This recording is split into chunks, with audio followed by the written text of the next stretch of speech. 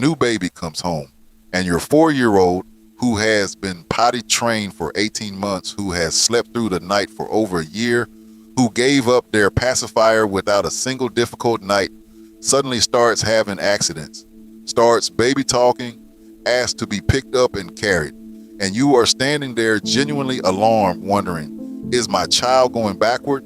Did I do something wrong? Is something broken here? Here is what I need you to hold from the very first second of this. Regression, your child appearing to move backward developmentally, is one of the most reassuring normal signals in all of child development. And once you understand why it happens, those moments shift from frightening to almost beautiful. First, let me name what this actually feels like. You work to reach those milestones.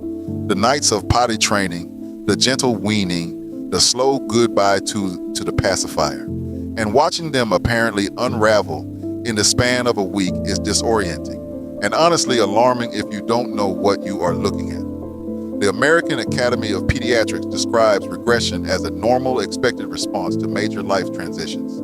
0 to 3 echoes this. The list of common triggers is long and recognizable. A new sibling, a move to a new home, starting preschool or kindergarten, a parent returning to work, a significant illness, even a positive milestone like a birthday, or transitioning to a big kid bed. These are exactly the moments when regression is most predictable, which means they are also the moments when understanding what it means is most useful to you. Here is the mechanism. Think about what you do when you are genuinely overwhelmed. You might reach for comfort food. You might call a parent instead of working it through on your own. You fall back on what reliably helped before. Children do the same thing, and their aversion is what we call regression.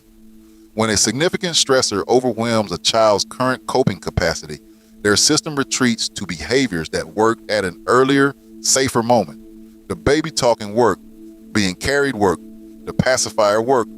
These were genuinely effective comfort strategies, and the nervous system has a memory for what provided relief. This is not lost progress. The underlying developmental skill, the potty training, the language milestone is still neurologically intact. The child has not unlearned it. What has happened is that they have temporarily redirected their cognitive and emotional resources toward managing an enormous life change, and there is not enough left over right now to sustain the harder, newer skill on top of that load. 0 to 3 describes this as a temporary reallocation of resources, not a regression of ability. John Piaget's model of development tells us something important here too. Children do not move forward in a clean, straight line. They move forward, consolidate, and sometimes cycle back when the system is genuinely overloaded. And what children are almost always communicating through regression, what is underneath every accident, every baby talk demand, every request for the pacifier, is something that surprises most parents completely. Regression is almost never about the skill. It is almost always about the relationship.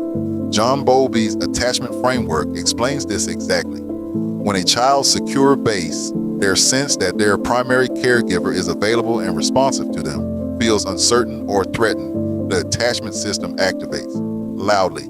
The child's brain escalates what Bowlby called proximity-seeking behavior. Reach for your safe person, stay close, use the behaviors that worked before. A new sibling arriving is one of the most potent attachment triggers there is, because the child's brain is genuinely updating its working model of your availability. Am I still a priority? Is there enough of you left for me?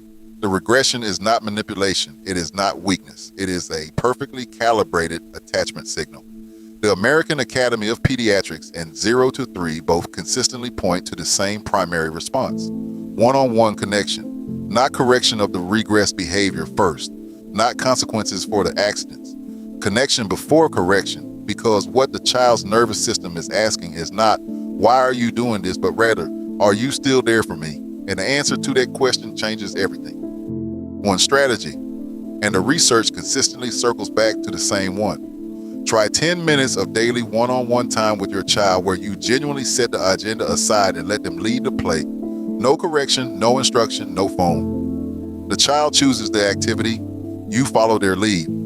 This is often called child-directed play or special time, and it appears across guidance from 0 to 3 to the work of child therapists like Lawrence Cohen and Stanley Greenspan. 10 minutes of full presence does more to reassure the attachment system than an hour of parallel time. The honest truth, most regressions resolve on their own within a few weeks, particularly once the initial shock of the transition begins to settle. Trying to correct or punish the regress behavior tends to deepen it because it confirms for the child's nervous system that something is wrong. Warmth and reconnection resolve it faster. If the regression is severe, significantly affecting daily function, or genuinely not improving after several weeks, that is exactly what your pediatrician and a child therapist are there for, not as a sign of failure, but as the right and appropriate next step. Back to the child asking to be carried while the new baby sleeps in the other room. That is not lost progress. That is an attachment system doing exactly what Bowlby described, reaching toward the secure base when the world has shifted. The underlying skills are intact. The coping reserves are temporarily stretched. And what this child is asking, in the only language their nervous system has right now, is, "Are you still there for me?" Brief. Daily one-on-one connection answers that question faster than anything else. Most regressions resolve within weeks. If it is severe or not easing, talk to your pediatrician. That is the right move, not a sign anything is wrong with you or your child. Every child moves through big transitions at their own pace. Yours is not going backward. They are reaching for you while they find their footing. This is why kids do that. The final episode of this series tackles the question parents almost never say out loud. Why does my child sometimes seem to prefer the other parent? Why does one of you get the meltdowns and the other gets the easy days? The answer lives in attachment theory, and it is genuinely a relief. Subscribe so you catch it when it drops.